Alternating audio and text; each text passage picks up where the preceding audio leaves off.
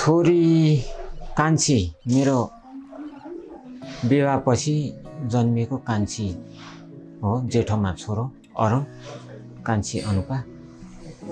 जन्मेदेखि नै उसलाई कुनै कुराको कमी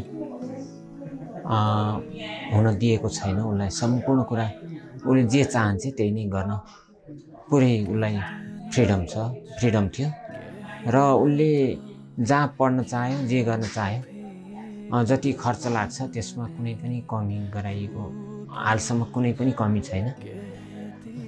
त्यो हुँदाखेरि के भयो भने परिवारभित्र अलिकति बढी माया पाएर हुर्केको उसको अवस्था हो। हुर्केको अवस्था हुँदाखेरि उसले अब त्यो अवस्था हुँदै पनि उसले परिवारभित्र रहेर जस्तो अब साँझ बिहानको मम्मीलाई ड्याडीलाई गर्नुपर्ने हेल्पहरू त्यो उसले गरिराखेको अवस्था छ।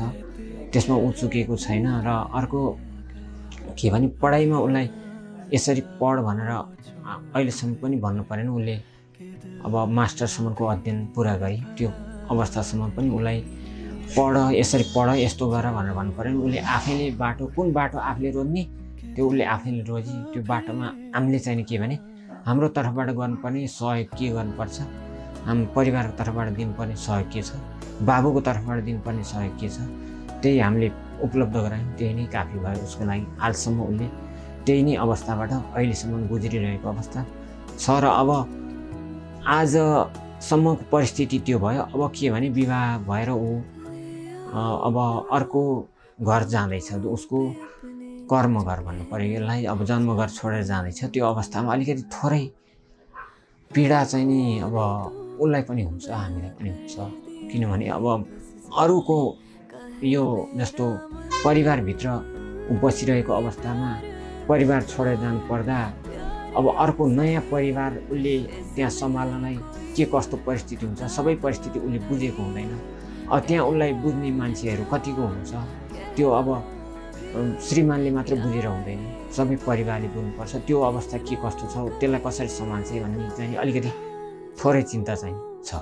पढ्ने कुराहरूको सन्दर्भमा चाहिँ नि उसलाई अब खासै पढाइको सन्दर्भमा चाहिँ नि नयाँ नयाँ नोभलहरू, इङ्ग्लिस नोभलहरू पढ्न मनपर्छ। खानामा चाहिँ नि उसलाई मोमो, भेज मोमो, अरू मोमो खान्न। भेज मोमो प्रायः म अब अफिसबाट घर आउँदाखेरि प्रायः म अलिकति चाँडै भयो, अब त्यस्तै परिस्थिति भयो भने म उसलाई पापा भनेकै भेज मोमो ल्याइदिन्थेँ। त्यो खान्थेँ, त्यो उसको मनपर्ने। त्यो अब उसले पशु पन्छीहरू, बिरालोहरू जस्तो कुकुर बिरालो अति माया गर्ने। बाहिरबाट आएको कुकुरलाई पनि खान नदिकन पठाउँथ्यो। त्यस्तो अवस्था छ। अब अरू मनपर्ने भनेको अब परिवारहरूलाई माया गर्ने, परिवारहरूको जस्तो देखभाल गर्ने। उसको अब यो इन्ट्रेस्ट भनेको अब जस्तो भिजिटिङ पनि हो उसको इन्ट्रेस्ट त। अब भिजिटिङमा विभिन्न देश पनि भ्रमण गरेको छ। जस्तो चाइना भयो, बङ्गलादेश भयो, इटाली भयो, विभिन्न मुलुक, इन्डोनेसिया, त्यस्तो त्यो उसको सोखको कुराहरू त्यो हो। र अब बिहा भइसकेपछि पनि यो अहिलेसम्म जे जति भएको छ त्यसलाई उसले निरन्तरता दिँदै लग्यो भनेदेखि कुनै पनि त्यो अप्ठ्यारो परिस्थिति झेल्नु पर्दैन, सामान्य रूपमा जान्छ।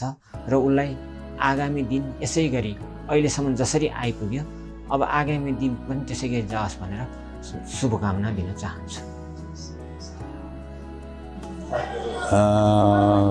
झगडा त अब दाजुबहिनीको पहिला त परिरहन्थ्यो होइन। अब अहिले चाहिँ अब खासै त्यस्तो नभए पनि अब अलिकति बुझ्ने भएर पनि होला होइन।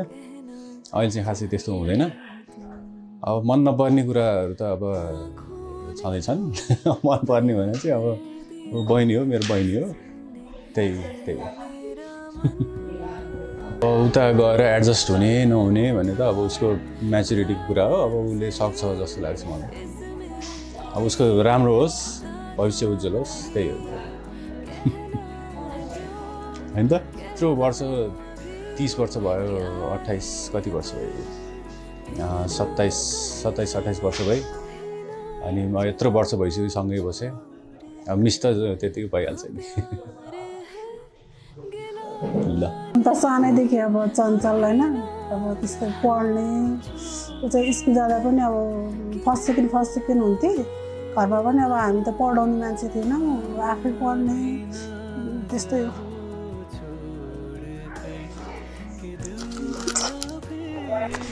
त्यही हो डर लागिरहेछ अलिअलि अनि डिफ्रेन्ट नयाँ कहिल्यै नभएको कुरा दादा त त्यही हो बच्चैदेखि झगडा गर्ने त हो हामी तर अहिले चाहिँ ऊ चाहिँ अलि रेस्पोन्सिबल किड म चाहिँ रेस्पोन्सिबल जस्तो अनि माया गर्छ सबैजनालाई धेरै धेरै माया भन्नै सक्दैन